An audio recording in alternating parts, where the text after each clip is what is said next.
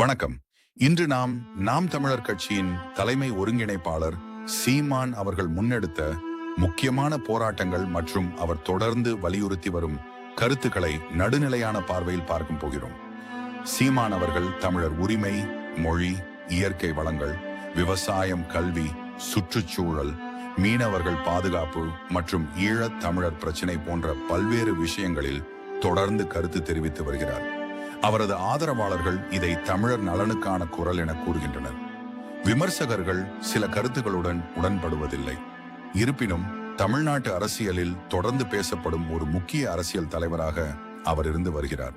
முதலில் காவிரி நீர் பிரச்சனையை பார்ப்போம். கர்நாடகத்திலிருந்து தமிழ்நாட்டிற்கு உரிய காவிரி நீர் கிடைக்க வேண்டும் என்று சீமான் பலமுறை வலியுறுத்தியுள்ளார். விவசாயிகளின் வாழ்வாதாரத்தை பாதுகாக்க வேண்டும் என்றும் உச்சநீதிமன்ற உத்தரவுகள் முழுமையாக அமல்படுத்தப்பட வேண்டும் என்றும் அவர் கூறியுள்ளார். அடுத்ததாக மேகதாது அணை. கர்நாடக அரசு மேகதாது பகுதியில் புதிய அணை கட்ட முயற்சிப்பதற்கு சீமான் கடுமையாக எதிர்ப்பு தெரிவித்தார். இந்த அணை கட்டப்பட்டால் தமிழ்நாட்டிற்கு வரும் காவிரி நீரின் அளவு பாதிக்கப்படும் என்ற அச்சத்தை அவர் வெளிப்படுத்தினார். இதற்காக ஆர்ப்பாட்டங்கள், கண்டனங்கள் மற்றும் பொதுக்கூட்டங்களில் தனது கருத்துக்களை பதிவு செய்தார். முல்லை பெரியாறு அணை குறித்து பேசும்போது 152 அடி நீர்மட்ட உரிமையை தமிழ்நாடு பாதுகாக்க வேண்டும் என்று அவர் வலியுறுத்தினார். தமிழக விவசாயிகளின் நலனை கருத்தில் கொண்டு சட்டப்பூர்வமான உரிமைகளை விட்டுக் கொடுக்க கூடாது என்ற நிலைப்பாட்டை எடுத்துள்ளார். அடுத்ததாக விவசாயிகள். விவசாய நிலங்களை தொழிற்சாலைகளுக்காக அதிகமாக மாற்றக்கூடாது, விவசாயத்திற்கு முன்னுரிமை வழங்க வேண்டும், விவசாயிகளுக்கு உரிய விலை கிடைக்க வேண்டும் என்று தொடர்ந்து பேசி வருகிறார். இயற்கை விவசாயத்தையும் ஊக்குவித்து வருகிறார். நீட் தேர்வு தொடர்பாக மாநில மாணவர்களுக்கு சம வாய்ப்பு கிடைக்க வேண்டும் என்றும் தமிழ்நாட்டின் கல்வி முறைக்கு ஏற்ப தீர்வு காணப்பட வேண்டும் என்றும் கூறி நீட் தேர்வுக்கு எதிராக தனது கருத்துக்களை தொடர்ந்து பதிவு செய்து வருகிறார். மீனவர்கள் பிரச்சினை குறித்து இலங்கை கடற்படையால் தமிழ்நாட்டு மீனவர்கள் கைது செய்யப்படுவது மற்றும் தாக்கப்படுவது போன்ற சம்பவங்களுக்கு எதிராக பல முறை குரல் கொடுத்துள்ளார். மத்திய மற்றும் மாநில அரசுகள் உறுதியான நடவடிக்கை எடுக்க வேண்டும் என்று வலியுறுத்தியுள்ளார். ஈழத் தமிழர்கள் குறித்து பேசும்போது இலங்கையில் உயிரிழந்த தமிழர்களுக்கு நீதி கிடைக்க வேண்டும் என்றும் அவர்களின் உரிமைகள் பாதுகாக்கப்பட வேண்டும் என்றும் தொடர்ந்து கூறி வருகிறார். இந்த விஷயம் அவரது அரசியல் பேச்சுகளில் முக்கிய இடம் பெறுகிறது. தமிழ் மொழி மற்றும் பண்பாடு குறித்து தமிழுக்கு உரிய மரியாதை கிடைக்க வேண்டும், தமிழில் கல்வி மற்றும் நிர்வாகம் வளர வேண்டும் என்று அவர் தொடர்ந்து வலியுறுத்துகிறார்.